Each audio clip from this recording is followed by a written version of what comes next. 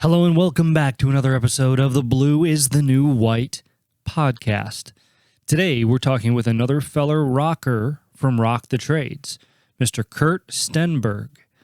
Kurt has an awesome story that begins out of high school as an EMT and firefighter. Unfortunately, this highly stressful and traumatic career landed Kurt with PTSI, that's post-traumatic stress injury, and he had to divert. After that, Kurt found Arboriculture and fell in love with the profession. He dove headfirst into becoming an arborist and learned as much as he could, as fast as he could. Driven by a strong, creative, entrepreneurial spirit, he opened his own business and now works for himself and drives the causes important to him.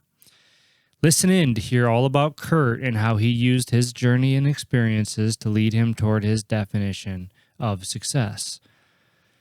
Don't forget to subscribe to this channel and on our website at blueisthenewwhite.com to receive all the latest updates. As always, this show is not monetized and we don't run ads. We rely strictly on word of mouth from our listeners to further the mission. So if you enjoy this episode, please take a moment to rate it, review it, and share it. The future generations of tradespeople depend on it. They depend on you. So thank you again, and enjoy this episode of the Blue is the New White podcast with Kurt Stenberg. Hello and welcome back to another episode of the Blue is the New White podcast. I have another fellow Rock the Trades rocker with me today. His name is Kurt Stenberg, or you might know him as Kurt the Arborist on Instagram. So anyway, Kurt, thank you so much for coming out of the show today and talking to me and my audience kind of about what it is that you do. I'm really excited to get into it. Thanks, man. Yeah, thanks for having me. I really like supporting all this kind of stuff. It's great. Absolutely. So why don't we just jump right in? Why don't you kind of tell us a little bit about you, where you come from, and how you got here, how you got to where you are today? Sure. It's kind of a long story, so I might skip over a lot of stuff, but we can dig into kind of what's kind of cool and important later on. But I'm hailing here from Cochrane, Alberta in Canada. If anyone knows where that is, it's kind of between Banff and Calgary, if you're a hockey fan or a mountain fan. I had a long career before this in emergency services as a firefighter EMT. And then had some mental health deterioration, got restricted from doing work there, diagnosed with PTSD, still on a long gamut journey of figuring out all that kind of stuff. But man, that's been a journey for sure. And things are going well. So don't be worried there. But I had to find a new career. WCB, the Workers' Compensation Board, they're called up here, helped me kind of do some vocational stuff, find a new job. I didn't know what to do. Eventually came across arboriculture, which is kind of like a subsetting of horticulture. I didn't even know the job existed, but man, when I saw people climbing trees with ropes and chainsaws, using their physical fitness and risk, to make higher earnings, that kind of thing, I was like, this is perfect. It was like being a firefighter again, like good earnings, cool job, lots of fun, be outside. And yeah, that's kind of where I ended up. And then it sort of spawned off into other things from there. Interesting. Arboriculture, is that what you called it? Yeah, arboriculture, arboriculture. I don't even know, honestly. When arborism, call myself an arborista sometimes if I'm doing coffee and tree work at the same time. There you go. And comedian. Fantastic. Yeah. That's awesome. And I've never heard it called that before, and like I had told you and shared with you, you're my first arborist on the show. Can you kind of explain a little bit about what that is and what it entails? For sure. Being an arborist basically means that you're caring for trees in one way or another. I prefer the caring side more than most people probably, but generally there's crews around when you have a tree, say in your front yard, you need it removed. It's leaning over your house, or you just don't own a saw, that kind of thing. Because a lot of people still look after their own trees to a degree. I mean, I grew up in new neighborhoods where the trees were small. I never had to do anything with my trees, so I never even came across an arborist. But now moving down here and seeing other people with the problems that they come across, especially on acreages with a lot of wood and kind of building up. These things need to be removed or pruned. So that's what an arborist does. You come in, you know how to assess the tree, hopefully for their health and disease and that sort of thing as well, but then also remove them. So you may have to climb, you may have to use a bucket truck, dismantle the tree over hazardous environments, put ropes and rigging and all that kind of stuff. So it can get pretty technical and get technical on the rigging side, and it can get technical in the health side too. So it kind of depends on where you want to go with it, but it's kind of a choose your own adventure, Wild West type career, I would say, up here, which has positives and negatives. Interesting. Very interesting. And we're going to get into, why you decided to go that route. But before we do, I kind of want to rewind a little bit and go back, if you don't mind, to, maybe your high school days. So, your story kind of started with you being an EMT. But back when you were in high school, it was this EMT. Was this something that you aspired to do? And anything you don't feel comfortable talking about, just let me know. We don't have to talk about it. But I'm just curious, if that was kind of like a thing that you've had in your head for a while, or if that's something you sort of just fell into. Being an EMT and firefighter? Yeah. I came out of high school wanting a job that was going to be cool and exciting and, something where you're well respected. People want you around.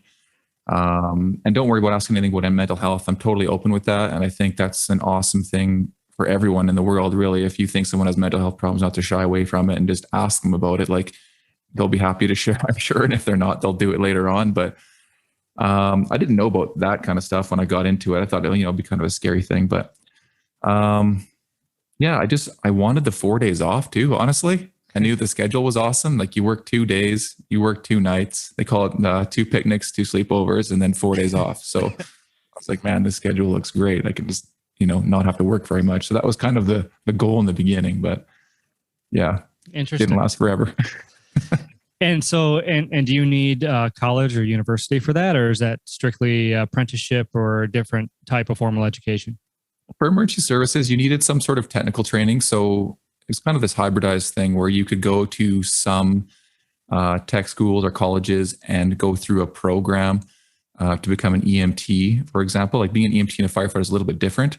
Some fire departments can train you themselves, and it depends on what their standard is of what they want you to have. But generally, there's a 1001 program. It's called. There's a certain series of training. It's a basic training basically for firefighters. And then to be an EMR or EMT or paramedic, which they're called primary care paramedics up here now, that was regulated by a governing body. Just like there's governing bodies over doctors, nurses, that kind of thing. So when you finish school, you still have to do like a centralized exam, similar to other apprenticeships, to make sure everyone's standardized. And then you pay your dues and all that kind of stuff. And you're part of this organization afterwards. Like, you're a certified EMT. So that's the process I kind of had to go through. And that's kind of what I was referring to with Arboriculture, is that it's interesting because I talk about it as a trade with a lot of people, but it is the Wild West in terms of that there is no regulatory body. There is no apprenticeship program for it, like there is to become a welder or a landscape horticulturist, which I'm enrolled in right now just for some additional training.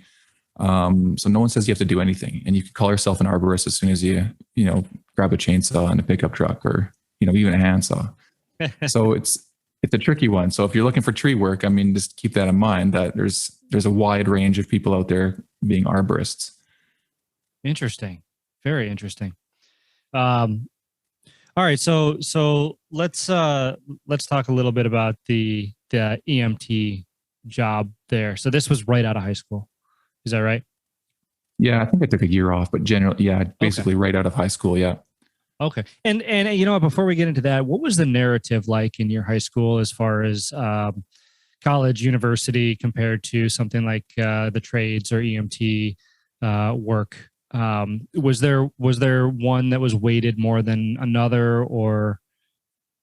Yeah, for sure. When you go through high school, it seems like they're always pushing you towards, or even your parents, everyone, like, you got to work hard in school and then you can go to university. And university was like this, put on this pedestal this pinnacle achievement. And I mean, can't even tell you how many people have been to university that I know that took arts or business or something, and they're not even using it, and they spent a ton of cash, and it was so generalized, non-specific to what they were doing that, I'm sure there's a lot of successful people as well, but it seemed like the apprenticeship programs, like we have a program here called RAP, the Registered Apprenticeship Program, where kids in high school can get into something through the summers and maybe even part-time to start building up hours and some apprenticeship training, so that right when they're done school, they're kick-started to go off into that field. And some people loved it, right? Some kids loved mechanics and whatever, and they would do this. But it always seemed like it was a solution for the kids that just didn't fit into the regular school system, that had troubles or were looked down upon. And this was like a second, B or C rated option for you because you're not going to make university, which was, it's kind of terrible that it was like that. I don't know if it's like that anymore. I've been out of school for a long time, and but yeah, that's kind of how it was when I was there. Yeah, no, that makes sense. I hear that quite a bit, and that's kind of my mission is, obviously to, make it known that these careers aren't second rate, and there's a lot of opportunities and benefits that can be found within them. But Totally. anyway, moving through your journey in particular. So through high school, you graduated, took about a year off, became an EMT, firefighter. And then you had mentioned some mental health issues. And if you don't mind, especially from an awareness perspective, can you kind of, go into that a little bit and Sure. let us know what that was about? Yeah, I can sum that up, or I'll try to. Sure. It's a complex rabbit hole that I'm honestly probably more than 50% invested in mentally every day. It's become a bit of a spiritual journey, non-religious, totally secular, like looking inside to see kind of who I am, what's the point of life, all that kind of stuff. Because you start asking these hard questions after you go through some pretty rock bottom moments, to be honest. But basically what happens with PTSD, like not everyone gets PTSD. You usually have to have some sort of pre-existing reason that you did. And then there's PTSD where you see one kind of catastrophic incident, someone might, as terrible as it is, get raped or see someone get killed. That's an acute scenario. Often comes more with classic symptoms that come on a month or two after.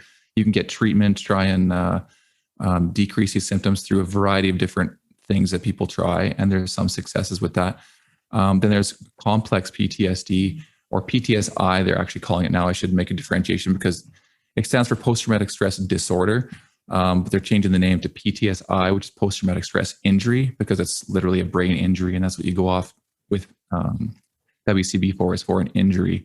And they compensate you and help you find new work. And that's just like if you broke your arm at work, that sort of thing.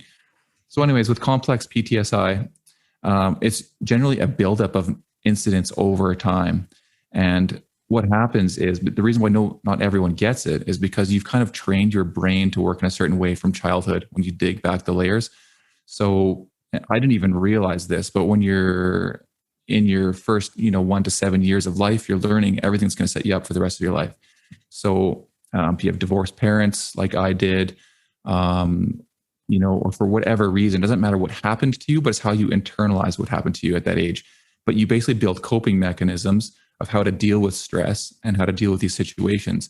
And in my case, I dealt with it by bottling it up, not expressing my emotions, being told it's not good to cry, all that kind of stuff, right? The old classic stuff that probably a lot of us still do and deal with and have no idea even is a problem. Anyways, translate this into an emergency services career where you're in high stress situations. You have homeless people and drug dealers and gang members, like basically trying to fight you on the street and resist doing what they're doing, or you're engaged with the police in these unsafe environments, or you're around people that are dying and just mad hysteria everywhere. This has an effect on everyone. And when you're in a career like EMS and you respond, you come back to the hall as soon as you're done, it's like, boom, it's so busy nowadays, you get another call right away. So even if you did have outlets to try and process these events, you don't really get the option to anymore. You're sent out to go to another call. And sometimes you can do 3, 4 intense calls in one night, and then combine that with lack of sleep over a number of years, you just don't even know how to operate anymore. Like the mode network in your brain is just broken. So this leads to unexplained at the time anxiety and depression that comes out of nowhere, like really irritable behavior. You start becoming angry and have abnormal reactions to like normal events, and it just snowballs until you just can't even get off the couch anymore, go to work, and something will happen. In my case, I basically exploded and at work, and I was ultimately actually fired from my career while I was off on mental health with WCB. It was brutal. Like people are not even dealing with this stuff the proper way now. But anyways, I made it my way through, and I can go into it more about how it was actually a gift in a way. That's really interesting, and you know, I mean, I think this is a topic all in itself. But one thing I am curious about is, you know, and I don't think that there's going to be a single answer to this. I'm sure this is a really vague question, but I mean, how does one even begin, you know, healing themselves from something like that? Yeah, it's definitely tough, and I'd like to put this out there because, you know, not everyone listening is going to be a firefighter or EMT or be diagnosed with PTSI, but I think everyone honestly has stress, right? And these struggles from whatever it is in their life, and everyone can benefit from going through a healing process or a journey. Like you don't have to have the most intense events happen to you. Again, it's how you internalize and cope with what's happened to you. So, to start a journey like that, I mean, for me, it started with WCB sending me to psychologists and that kind of thing, and talking about people. Basically, what you do is you just start to first obviously recognize that there's something that's not right. You kind of observe your own thoughts and emotions as almost like a third party. Like it's not you. You are not your thoughts. You are not your emotions. It's like those things are just happening to you, to your physical body. Like separate yourself from that. It sounds crazy and weird, but no, basically doesn't. You become, you take up mindfulness. So like for people to kind of start to get into it, there's apps out there like Headspace, or Sam Harris has a lot of great stuff. Eckhart Tolle. Yeah. There's amazing people out there that are all taking different angles, but all of these things go to the same area. It's like you're climbing a mountain to this, you know, pinnacle of discovery of becoming who you actually are, but everyone just takes different trails up, and some of them can be very similar. So mindfulness is huge. Being aware of those emotions, those thoughts, practicing things like meditation to slow those thoughts down and differentiate what thoughts are kind of actually you or productive, and which ones are just chatter in your brain. And man, once you start scratching the surface of this kind of stuff, you go down like rabbit hole after rabbit hole, and you just got to go with the flow. So you got to learn too that there's a separation between your head and your heart, right? Like mind, body, spirit, that kind of stuff. Like it's actually true. I was wrapped in my head for years and years and years, and it's great. The head's really useful. You can get a lot of great things out of it, but there is a heart and there's gut intuition, and those things need to be listened to as well. And once you start to learn, oh, my gut feeling said I shouldn't do this, or I should go over here and do that, and you start to listen to it and maybe be mindful of those things, it just starts to snowball in the good direction. Yeah. I think it makes perfect sense. You know, I'm heavy into mindfulness and that kind of stuff too. And I think that it's important that people remember, you know, that your brain, albeit a very powerful tool, is still a tool. You know, it like you said, it's not who you are. It helps you function in the environment that you're in, you know, and kind of taking that step back and realizing it, you know, your heart and your gut, and you know that void, if you will, that isn't your mind, but you know the state of consciousness that you're in when you're observing your mind is something that is I think so easily forgotten. Mhm. And it's very difficult. Even you and I talking about it right now, it's hard to explain, right? Especially if you're probably 95% of the population that, I don't want to say lives in their head, but can't make that disassociation, Right. between them and their thoughts. So I Right. I Yeah. think that's really powerful. And feeling connected, like the duality, non-duality stuff that people can look up as well. They can Google these things, but feeling like that big part of the problem is feeling like you are an individual and that you have this consciousness as you and you're separate from everything else. And that's really not the case. Like we are part of nature. We are a species on this planet, like everything else. We are just a blip in an extreme amount of time of the universe. Like people forget that sometimes. And I know when I would look up at the stars and the moon sometimes as a kid and start to wonder, it was like mind blowing. So I'm like, we don't even know what's going on. Like what the heck am I? Like, you know what I mean? Yeah. And not to go off on any other rabbit holes with COVID and stuff, but I mean, all this kind of stuff is we're a species out of balance. Like everything is treated with a Band-Aid fix. And not that we don't need them, but like mental health, take a medication, right? Which may or may not be proven or good for you or anyone. Or it's, our species out of balance. Let's make we got COVID, we're going to make a vaccine. Well, why is it here in the first place? Maybe our population's out of balance. You know what I mean? And Mother Nature's taken over again. Why are the bridges in BC and Canada here all blowing out from these severe weather events?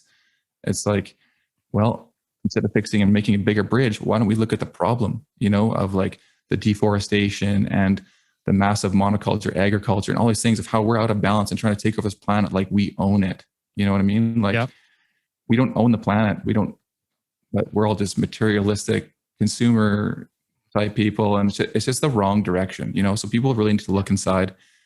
Not to go too hardcore down that rabbit hole, but yeah, there's a lot of rabbit holes here. I know. That I think we could both probably talk about for a very long time.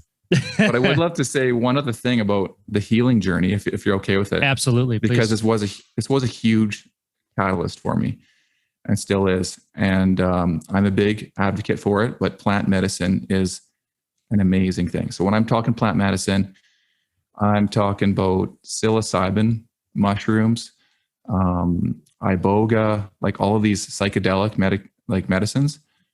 If like done ayahuasca. properly, ayahuasca, if they're all done properly with the right intention, you do your research, you make sure there's no contraindications, which means there's things that you're taking now you can't be taking when you do it, that kind of thing.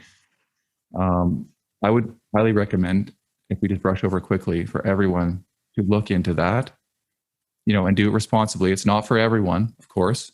Do your own research, but me taking psilocybin and building up slowly from microdosing up into larger doses at the right time with the right people and supervision. I mean, like paramedics and like shamans and like psychiatrists. Like I'm actually enrolled in a ketamine clinic now. Ketamine is getting legalized to do some treatment here in Calgary. Calgary is one of the leading places in the world, actually, that's bringing on plant medicine in a clinical setting. And it's legalized for end-of-life depression and other people with severe depression or treatment-resistant depression. Anyways, it's had an amazing effect on me. Like it high speeds, like 20 plus years of therapy in like one session. I don't know if you've done them yourself, but like you wake up, you come out of that, and it just gives you what you need to know for that moment. So some people will have a struggle, a bad trip, but it's challenging for a reason, because they're faced with something that they have to deal with, and it will only give you as much as you can handle at the time. And then you integrate it, you take that information, you contemplate it, you dig down deep and figure out what those problems are. You start to unravel the layers, and you start looking at and figuring out who you are and who we all are. It's wild, and it'll change your life, and and for entrepreneurship, oh man, like they talk about ideas and seeing the big picture and how things connect, and it's unbelievable. And how to connect with people, and like, oh man, it really is unbelievable the power that exists, in plant medicine like that. And people just, I think there's got to be this big perception or mentality shift, hopefully soon. But it's it's not a drug, it's a medicine if used properly, like you said, you know, and it really does. I mean, it changes if done correctly, it changes your perspective of everything. And, and the uses are just unbelievably, unbelievably profound. I mean, with what it can be used for and how it can be used, you know, and the best way that I can explain it to anybody out there is, you know, the plant medicine, it helps you understand that you are but an expression of the universe itself. Is how I would probably put it. But, you know, again, many rabbits. It's something you have to like experience to understand it, because it's not something you can use language. No, it's a feeling. It's an experience. It's all, you know, you feel it in the heart, and you can't verbalize that with your brain. It just doesn't, you know, you can try. It's an understanding, you know, like, and you can see how all these things are in place to help get towards this. Like, you can see why religion exists, and you can see why people are so attracted to yoga without even knowing that they're doing, you know, some sort of mindfulness connection, and like all these things. They're all just trails that go up this mountain to the same place. Yep.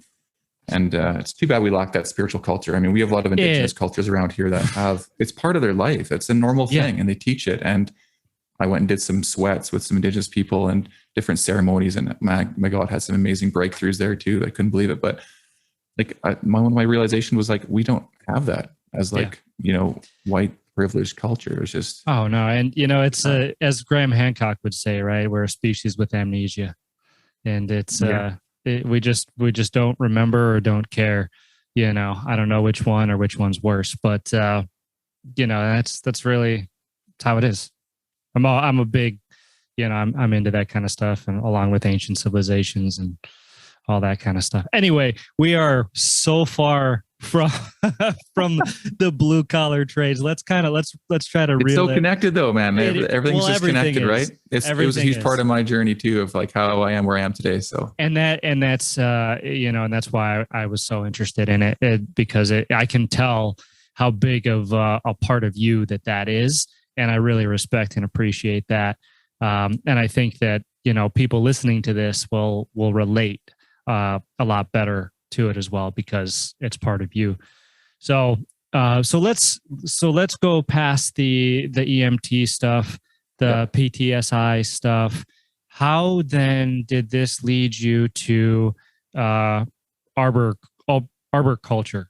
Arboriculture? Yeah, I don't know, man. Arborism. Yeah, I think some people pronounce the R silently. I have no idea. Arboriculture, arboriculture. How did you work with trees, Kurt? I don't even know the name of what I do. Oh my gosh. Yeah, tree stuff. So I don't know. You know, it was one of those things, and this is going to sound weird. I'm not trying to go back on things, but I just had a feeling one day, honestly. I kind of came across it. I think sort of by accident. I mean, not by accident. I was looking for careers. I was searching everything. I kept doing job exams. It came up as horticulture over and over again. I'm like, what the heck is horticulture? Like, I don't, you know, working at a greenhouse sounds cool, but I don't want to work for $20 an hour. And then I just somehow came across it, and I was like, whoa. And it was like this feeling of like knowing, and like, I had to do this. And I was instantly like super jacked up, and I'm trying to be like mindful of my emotions. I'm like, am I just getting super excited? Like, I'm trying to use this as like a distraction. Like, it's like how I have a million hobbies and I want to get into something new. It's not going to last. But it was something different. Like I just knew, and I'm glad I followed that feeling, because it just started this whole path for me since then. So honestly, I can't explain how I knew and why I wanted to do it, but I like the smell of chainsaws and I liked climbing and stuff. So I just went for it. And then I signed up for a course through Arboriculture Canada, which is a private training school here. And if you want to get into that a little bit, because like I said, it wasn't really an official trade. I couldn't go to like a registered like trade school and go through an apprenticeship program and find a journeyman and all that kind of stuff. It was kind of figured out for yourself. So there's a few options. You can go to Olds College where I'm from. And then it's a little bit different, I think, in each province as well. Like I think in British Columbia and maybe Ontario, it actually is an apprenticeship program. So I have to look up kind of where you're from of how you go about this. But for me, I could go to Olds College and do I think it's like a 6 or 8 week program. It's kind of a zero to hero type, learn a little bit of everything type course. And honestly, I was kind of, I don't mean to sound like pretentious or egotistical or something, but like I felt like it was just a waste of time. Like I was behind. I'm already 30, whatever years old. I felt like I was smart enough. I have a lot of transferable skills from my previous career with communication, and I didn't want to jump into school with a bunch of young kids just figuring this out for the first time, like learning how to learn kind of thing. So I picked and chose some specific courses through ArbCan, they're called Arboriculture Canada. And I signed up right away for like this production tree removal and rigging course. It's this 3-day like intensive thing. Cause I'm like, man, I can like basically kind of like learn how to climb, how to like put spurs on and how to throw a rope in a tree. And then like, I'll just figure out the other stuff later. Like that's kind of the stuff I don't know. And thank God they were an awesome company where you could ask like any questions and they'll go off on those tangents because the class sizes are small and you get so much information out of it. So you get out of it what you put into it, which kind of goes for anything in life. And I met a guy there, talk about things working out. One of the instructors, I mention him in pretty much every podcast I do because I owe him a lot. His name's Johnny Corthius. He's an amazing dude. He's like a base jumper, big wall climber, like big on Instagram too. Like he kind of took me under his wing, mentored me a bit too. So finding a mentor, I always say is huge as well. And I was lucky enough to find him. I had this sticker on the back of my truck that said @Kurt the Arborist. Like I had already declared myself an arborist on Instagram before I even had my first course. So I'm kind of one of those people where it's like, I commit, I'm doing it, I'm putting it out there. Now I got to hold myself accountable, like to myself. Right. So he saw me do this course. I learned some stuff. I jumped on to a few crews around Calgary to kind of like job shadow and figure it out because I thought that would be a good idea. Sure enough, got fired 2 days into my first job with Davy Tree because they thought I was running some hardcore business on the side, and you're not allowed to do that. But I mean, I just had the sticker on my truck because I was trying to find any kind of job from anyone to go and like look at their tree, right? Anyways, one thing led to another. Johnny had me down. I went down, traveled down to Lethbridge, did some trees with him, just observed, used him as a mentor, phoned him. I took more courses. I've ended up taking about 6 or more courses through Arboriculture Canada training. They're also out of Olds, ironically, just to get like pruning. I kind of try to wander around myself out. So then I would do tree insects and disease management, all this kind of stuff. Because I would go to cut a tree and get these jobs after, getting fired from Davy Tree. I started my own business. We'll get into that. But I wanted to do it right. I didn't feel good about not knowing what I was doing. So I needed to get more training. So that's what led into doing more and more courses and starting my own business. Interesting. Wow. That's, I never really thought that it was so involved, I guess. You could say. It sounds super interesting. It sounds like there's a lot to learn about that. So then how did that lead into you starting your business? Is it still around the same profession? Yeah, totally. So in my observations, most arborist companies are like kind of production companies, which means they usually have a crew of like 2 to 4 or multiple crews in like say Calgary in the big city, and they're going from job to job to job. It's seasonal here because we have cold winters, and they're working hard like 8-10 hours a day, sometimes 6 days a week. And the bread and butter is in removing trees. So they're just cutting stuff down. And of course, there's a lot of pruning and whatever. And I can't speak for all arborists. There's a lot of great arborists out there. But from what I noticed, that was kind of what was going on. And it's hard also because when you hire seasonal workers, they're not as committed.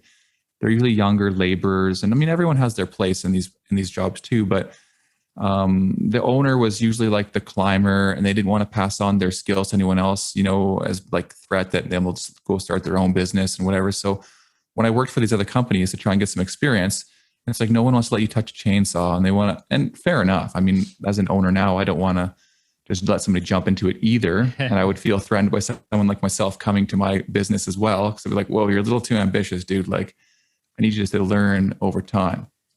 But I was like, I don't got time. I don't want to pick up sticks.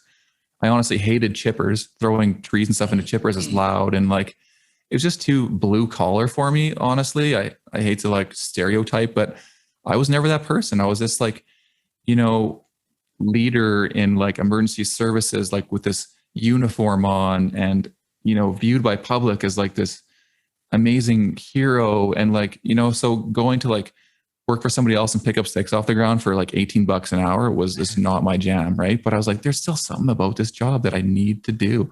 So that's when I was like, oh, I'm just going to start my own business and do it the way I want. Which, it turned out good after I got some training. But yeah, it worked out really good because I live in Cochrane, which is beside Calgary. And I sat down and looked at, if you want to get into some of the business stuff here, but I looked at what I wanted from life now, because I was looking at things differently. And if anyone could do this from the beginning, it would be great. But it's like, sometimes you need that life experience though, to know what you want. So you can't beat yourself up over this. And sometimes you have to go through a career like I did and have a lot of mistakes and things go wrong before you know what you want. Right. So I knew I didn't want to travel to Calgary and commute. I didn't want to waste my time doing that. I wanted to maximize my time at home. So I wanted like basically more earnings for the time I actually put into the work, because I wanted time off to be with my family and to work on my mental health. And I honestly needed that freedom to work on my mental health. I couldn't work for somebody else, because if things go wrong, and they have, I may not show up for work that day, or like I really, or if I do, I'm going to be putting things off and it's going to be bad for me. So I needed, specifically for me, a career that could be flexible. I can control my schedule and only be there for a certain amount of time. Plus, it was working with trees and nature, right? Biophilia, they call it. Just being around out in nature, like you feel good, right? You go out, you get some fresh air, you go for a hike, you're like, wow, this is awesome. And there's something to that, right? It's a feeling. You can't really describe it. So that helped as well. And I think these are all things of why I felt like I had to do this career, honestly. Yeah, that makes a lot of sense, especially being outdoors in nature. You hit the nail on the head. It's a feeling, right? It feels better. Feels better than sitting under, fluorescent lights all day, pounding away on a computer with, blue light hitting your eyeballs, and making you exhausted. You're outside in the sunshine, working with plants, working with the earth, and it's just a way, way different feeling. So a couple questions on being an arborist though. So sorry, my dog's here. He's a heavy breather. He's old. Oh, no problem. What kind of dog you got? He has a yellow lab. Oh, okay. He's fine now. Nice. Yeah. My dad literally just brought a new puppy, a new German Shepherd puppy into the office today. Oh, awesome. Yeah. So I love dogs. Oh gosh, me too. I've got a 200-pound Mastiff at home, and oh, really? Oh, yeah. Oh my God. Yeah, he's a good boy. Optimus Prime, but he's a good dog. Anyway, another rabbit hole. I found one. So anyway, being an arborist, I imagine you're climbing trees quite a bit, right? Like tall trees. You can't really have a fear of heights if you're an arborist. Is that correct? You can, because I do. Well, okay. Fair enough. Fair enough. You can't be that scared, I guess. I mean, you have to trust the equipment and your training for sure. There's like ANSI guidelines and things that you can go by. Like I said, there's no regulatory body and things like that, but there are things in place you have to follow, like OHS or this ANSI 300 guidelines, a variety of things that kind of give you the map book of how to do things safely and properly. So you can learn a ton just from reading those manuals. But they'll tell you things like, you have to have two hands on your chainsaw, wrap your thumbs. When you're climbing a tree, you have to have at least two connection points in the tree, 2 points of connection, so that, when you disconnect one or if you cut one, you're not going to fall and die. Even sometimes use three, depending on the situation. So, yeah. Interesting. What's your favorite part of physically about what you do? Oh man, I have a few favorites. Again, the heights thing is not my favorite. Like when there's wind in the tree, that definitely sucks. I get scared. It doesn't go back and forth. It does this like twisting motion. Oh gosh. And then when you take branches off, it gets rid of all that dampening. So then you're on this spar, this like top heavy canopy on this tree with no limbs on it. and then the wind chucks up, and then you're like cutting this like top, and you want it to land perfectly in this backyard. It can be, that's like, I mean, that's like fun, but not fun, like when it's done, you're like, oh my God, the adrenaline was like just crazy. But at the time you're like, I just want to get down and go and like get a hug and sleep, Yeah. at least for me. Yeah, So no kidding. I'm kind of lucky because there's not a lot of huge trees in Cochrane. Like this all worked out perfectly for me. Like I can run a one-man show here. Most of the time I do have helpers, and I'm going to get people next year to help me out because things are going well. And I just don't want to bend over and pick up debris all the time because I'm finding I have better places for my energy now. But just being out there and working hard, I love getting a sweat on and like getting some exercise and being outside. And for me with mental health, it's great. And then also talking to most customers, connecting with them, majority of the time is excellent, especially if I make an effort to kind of like spend a few more minutes, talk to them, get to know them. So you're not only building like lifelong clients because they like you and they've made a connection with you, which is great for business, but it's turned into so many things. Like some people were like business coaches, some people own their own business and then want to collaborate with you, and like just opportunities, like just going with the flow of what feels good, right? Yeah. That can also be the worst part of the job though too. Just like climbing can be awesome, can be fun, can be really scary, but you can also have bad clients that, they're stressed out themselves and they just want to take it out on someone, and you happen to be the guy that's showed up and like, oh, I hate that. And I hate the emailing and that kind of stuff. But thank God my wife, she kind of co-owns with me and she looks after all the administration, and she's a lot nicer, in those situations. Nice. Still learning, right? There you go. Oh, that's great. And that makes a lot of sense too. So, I noticed your Instagram, you got a lot of cool stuff, on your Instagram. And it looked like, I didn't look at all of them, but it looked like you had a couple of them. When did you start that, and why? Was that kind of like a marketing effort just for your own business, or did that spawn into something different than it was? Great question. I probably should have brought it up earlier. We're going to backtrack a little bit here. No, it's all right. This was actually kind of significant in the journey, but I used to be a professional photographer. I guess I still am. I just don't do it actively for people. Like, I kind of learned how to start like a small business myself doing that and taking pictures, and really had an interest, for the arts and that kind of thing. And, I've been trying to find all these things to do that incorporate all of my skills from the past. Right. So I wanted to be an arborist so bad, but it was the fall of like, I don't even know what year now, but, so nobody was hiring people. This is when I went and worked for a couple of companies and then got fired. And then I was like kind of left hung out to dry, like just for the whole winter until I could start my new business with no training. Right. So I did a course there that fall. I started that Instagram, right? I said at Kurt the Arborist, that's where Johnny had seen it. And then was kind of attracted to it because he was on Instagram doing a lot of stuff. And then he became my mentor, but that all started because of Instagram. So he's like, oh man, what's going on? He found out that I was a photographer. He's like, cool, flashy dude, needed some photos too. So we jived really well by taking photos of tree stuff because I can't take photos of myself very well. So this worked out really well and organically, but I took a lot of photos of him and other people in the industry. And I'm an ideas guy too. And honestly, when you say, what's your favorite part of your job? It's probably the entrepreneurial ideas, collaboration side of things. Honestly, on a big picture, that's what my favorite stuff is. So I had this idea to start an Instagram account, because I like social media and doing the photography. But I didn't have a lot of my own content. So I would take pictures of other people. I would even take pictures from other people's accounts, sometimes without their permission in the very beginning. Or I would write them and say, can I have it? And then I would edit their photo and edit it differently because most people aren't into photography and don't know how to edit their photos.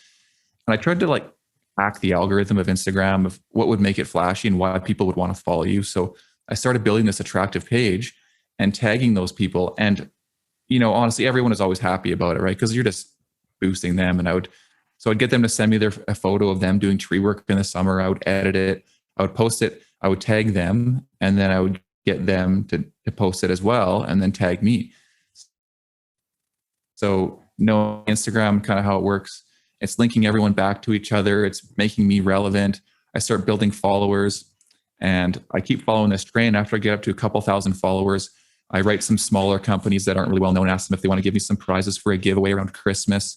And then had this idea to kind of pick who your favorite Instagram arborist is in the very beginning, and that launched my page. Because it actually I brought in some giveaway stuff, and I abused the fact that women are, this sounds bad, I shouldn't say abused.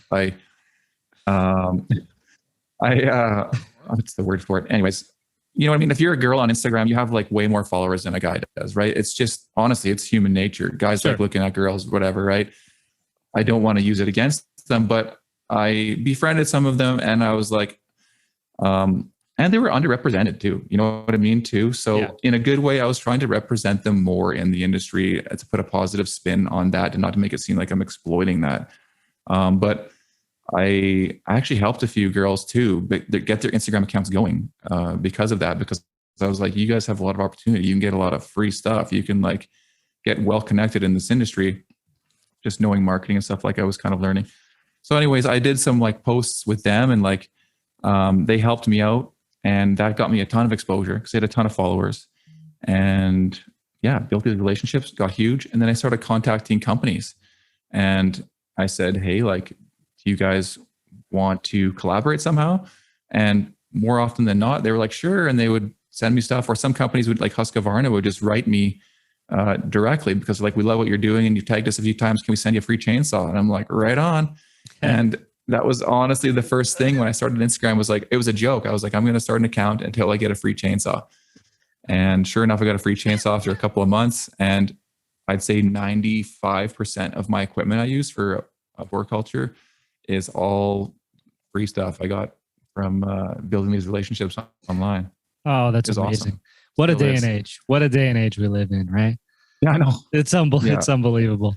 Well, that's really cool, and I really enjoy looking at your Instagram, and it's obvious that you're into photography because there's some really really wild pictures on there. Right now there's a bunch of cool portraits from guys from the TCIA, but sometimes I let it go. I get pretty busy at work, and then it's falling apart. Busy, not as dialed as it was, but as it goes, my friend, as it goes. All right, cool. Well, hey, I don't want to keep you much longer, but I do have one more question for you. And sure. I'm super interested because I think that, we talk a lot about success, right? And on this podcast, and, kind of get into people's journeys, and sometimes people are on a fantastic path, and sometimes people are not yet on that, on the path that they know that they're going to be on. But either way, one of my big things is that everybody defines success just a little bit different. Right. It's not always just, hey, the big glass house on the edge of the mountain bluff, with the briefcases full of cash. That's not success for everybody. So I'm super curious for you, Kurt, how do you define success, and how is what you're doing now helping you live that? Yeah, very good question. Definitely not the easiest thing to answer, but the first time I learned about this was through permaculture. Because we didn't really get into too much, but I really got into the health side of trees and really knowing how they grow and wanting to know why they get sick, which led me into the soil, all this kind of stuff. Anyways, I took permaculture to kind of understand this, or one part of it. And they defined different forms of capital. So like, money is one form of capital, but there's social capital. There's like multiple different things. So you can literally get paid or feel like you're being rewarded by building good relationships or whatever. So you need to find what is good for you. And there's nothing wrong with having money as your form of capital that makes you happy. But is it the money that makes you happy, or like, what is it that makes you happy? It's like doing this mental health stuff. You just got to unravel what it is. Like, are you working every day super hard so you can make enough money so you can go on vacation somewhere? And then you're like, why did I go on? What I like about vacation? Well, like, I had fun. And then your distant memories of vacation were like having a good time with your family and being with them. It wasn't like all the stuff that you bought, right? So, I mean, if you can just work less and do fun things with your family at home, why wouldn't you just do that and not do all the work or the things you don't like to get the money to spend on the things that just give you that feeling of feeling good, right? And a lot of us do get caught up in buying things because it gives you that dopamine rush or whatever, and that sense of achievement or being better than someone else. And if that's what makes you happy, that's great. Then do it. Like, if you define that.